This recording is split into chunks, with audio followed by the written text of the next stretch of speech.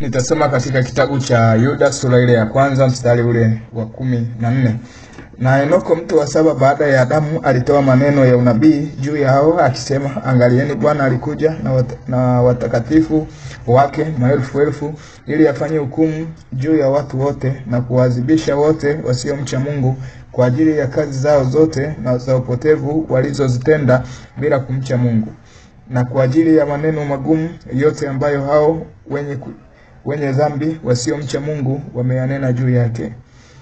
Watu hawa ni watu wenye kunungunika, wenye kulalamika, waendao kwa tamaa zao, na vinywa vyao vyanena maneno makuu mno ya kiburi, wakiwapendelea watu wenye cheo kwa ajili ya faida. Katika kitabu hiki cha Enoch, kitabu cha Yuda sura ya kwanza mstari ule wa 14 mpaka ule mstari wa 16, unaona Enoch ambavyo aliweza kuhubiri maneno. Alikuwa anasema juu ya ambavyo alimuona Bwana akiwa anarudi. Enoch alikuwa ni mtu wa saba. Yaani ninaposema mtu wa saba, maana yake alikuwa baada ya Adamu alikuja akamzaa Seti, maana Kaini hahesabiwi kwa sababu ya uasi wake. Kwa hiyo tunamhesabu Adamu alimzaa Seti akamzaa Enoshi akamzaa Kaneni akamzaa Malaeli akamzaa Yeredi akamzaa Henoko. Kwa hiyo ukiona hapo, ukiangalia unakuja kuona jinsi ambavyo Enoka alikuwa mtu ambaye alipendelewa sana na Mungu. Na Enoko ndiye ambaye Enoko alikuwa ni babu yake na Nuhu, ambavyo Nuhu alikuwa mtu wa 10.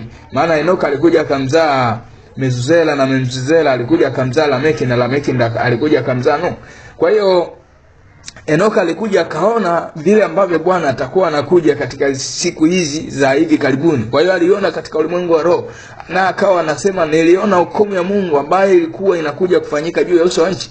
Kwa hiyo alikuwa anaelezea yale ambayo aliyaona. Kwa hiyo Mungu alipokuwa anakuja, alikuwa anakuja kwa ajili ya kufanya hukumu. Kumbuka wakati ya maneno haya ananena, alisema niliona anakuja kufanya hukumu. Lakini alikuwa na watakatifu wake. Anasema hakuwa mtakatifu, bali alikuwa na watakatifu wake, na anasema walikuwa ni maelfu elfu. Kwa hiyo sasa katika wale maelfu elfu, na wewe mwenyewe unatakiwa uwemo.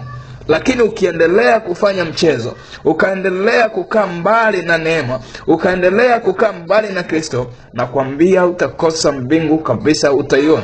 Lakini kama chukua hatua, ukaendelea kutunza utakatifu wako, ukaendelea kutunza usafi wako, ukaendelea kutunza kipawa chako, ukaendelea